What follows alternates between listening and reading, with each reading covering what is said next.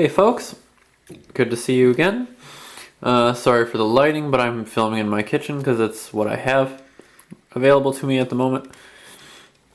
But I'm coming to you today to show you an offering from CLMJ Customs. Yep, I'm actually offering my own customs now. Go figure.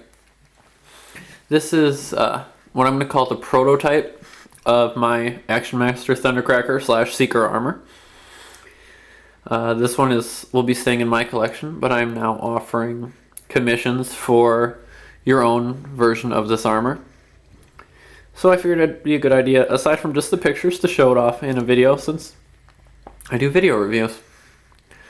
As you can see, the armor very much takes your traditional classic Seeker and beefs them up. The rotation, the wiggle there is not the armor, it's just my Seeker itself because it's got a weak wrist joint. So how well the big gun is held and how well you can display it is all dependent on the Seeker you have the armor on. And because my arm joints are fair at best, I don't get nearly as much as I'd like, but he can hold it, but the wrist just wiggles down. So big cannon, basically. For those of you who don't know, this is kind of designed to be a classics interpretation of the Action Master Thundercracker armor that came with the original European toy. Only added to it. It does have a vehicle mode. I'm not going to be showing it off in this review, but if you want pictures, I'll post a link to the thread where I initially displayed him down in the bottom. This is just kind of showing what it currently is and then changes that will be made to any commissioned pieces. But so you can see, articulation wise, because I used a decent amount of the Masterpiece Seeker mold, you're going to retain all the original articulation from the Seeker, except for some hindrance in the shoulders because of the cannons I'm using with this one. You do have the option, they are removable, so if you don't like the way they look, you can but you still like the armor, you can get more flexibility by removing them, as well as depending who. And I'm going to say that specifically because I have some ideas depending on different shoulder mounts and weaponry based on which particular Seeker you are putting this on. So I will be checking with you to see if for sure you're going to be using Action Master Thundercracker, or if you're going to use, say, Ramjet, who's sitting behind him. Any other ones? Rainmaker set, for all I know. But there are going to be some changes with that, so these will be the generic blasters that I will put on it if people don't request a different look to them. Because I know some people would prefer just a Gatling gun type thing, some people would prefer probably nothing at all, and there's probably some who would just like a mini version of the laser, or the actual Seeker laser. You have options. But doing a spin around after that, articulation wise, wings are articulated. Can bend back, can bend up. Not so much behind it, but it does have storage for the original Seeker cannons. Mine fired earlier, and I just haven't gotten around to getting both of them, and I just don't see the point for having them clipped on. Armor stays in place. As a note, I currently display, and I do, because of my own preference, I have to keep the wings folded down here for my own personal preference. With the mold, you don't have to. It can still clip on with the wings up and in front of these wings. It just doesn't secure as tightly as it does this way. The other option, which I'm going to give to anybody because there is an add-on kit for Coordination Starscream that I've looked into, and it would actually, that particular kit, though it would add cost, would also add a new degree of stability as well as posability and display, because adding that to it would allow these to become an actual hip and crotch guard. Like I said, this is another option that I'm going to offer if somebody commissions a piece. Getting into the legs, leg articulation is going to be the same as a classic Seeker. However, it also adds the ankle joints from the thrusters and the actual feet of a Masterpiece Seeker. As far as those securing on, there's a couple of points where they secure in. Inside the mechanism, there's a notch for the front part of the classic Seeker leg, where that little outjet is where it locks in, as well as the back is sanded to the same, pretty much the same bevel as the actual back of the Seeker leg.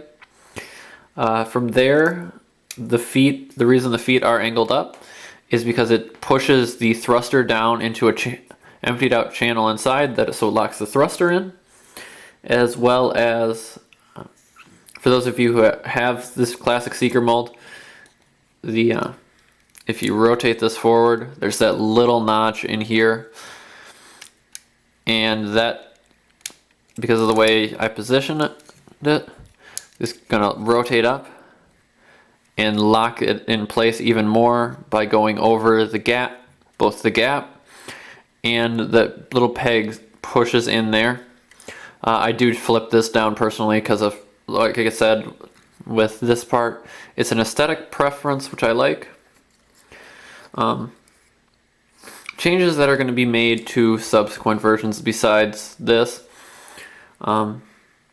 It will, hopefully, this is all dependent on the base figure that's used, so if I have to buy a Seeker, I will be buying new to use for people if they're having me find the parts for it.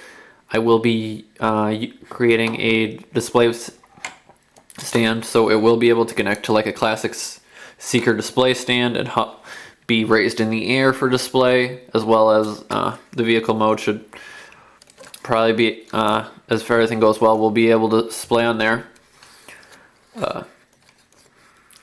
Other changes. As I said, I'm going to work with the commissioner depending on what kind of shoulder blaster cannons they want. Any other changes, as well as, I know it's kind of a weird one, but the blaster, if they don't like the way this looks, or somebody would like something smaller, so it's just, you don't, like if you have mine where you have a weak wrist, although my other, there we go, I shouldn't have put it in the weak wristed arm to begin with, holds out. So yeah, it's all depends on the wrist you have. So I could go with a lighter cannon. It would change the vehicle mode aesthetic, which, like I said, I have a link down there to show that off, but it's the buyer's choice of what they would like, as well as offering the wing switch if that's a desired effect. And then each one will have its own, depending which character you go with, graphic scheme. Action Master Thundercracker in particular is a tricky one. I'm going to keep the neon pink and green striping will be the same. However, I will offer the symbol choice if you want the Generation 2 one like I used, or if you want a shattered glass Decepticon symbol, or because he is technically 1.5 Action Master Tricky original Decepticon symbol, I'm going to offer the choice of what you want.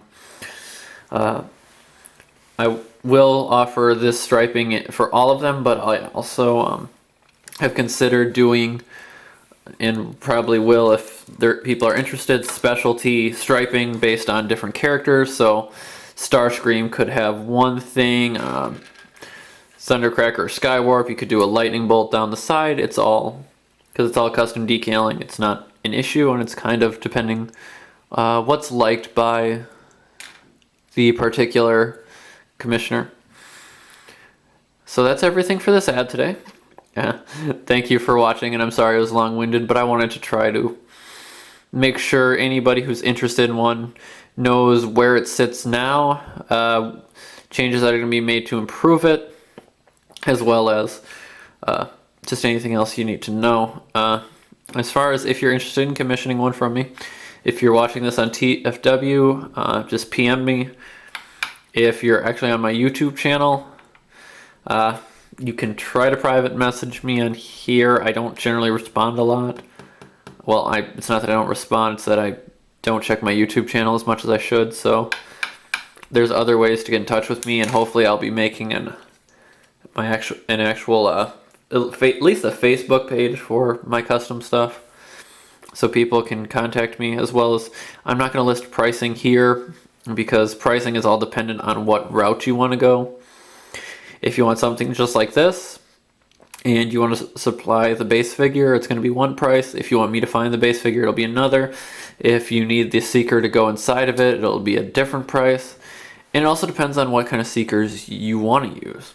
If you want to use just a traditional seeker, if you want to go with a cone head, cone heads get really a little more expensive because I would be using a very different base figure. And actually, if you want to get to the upper echelon of price, ghost seekers are an option because thanks to CHMS releasing their ghost seeker classic seekers. That one's going to get pricey in the sole fact that the base figure that I would need is going to have to be a Masterpiece Ghost Starscream. So that's everything for me today, and if you're interested, shoot me a message. Hopefully we can figure something out. And if nothing else, I hope you liked the design, and I'm sorry about the lighting again. Have a great day.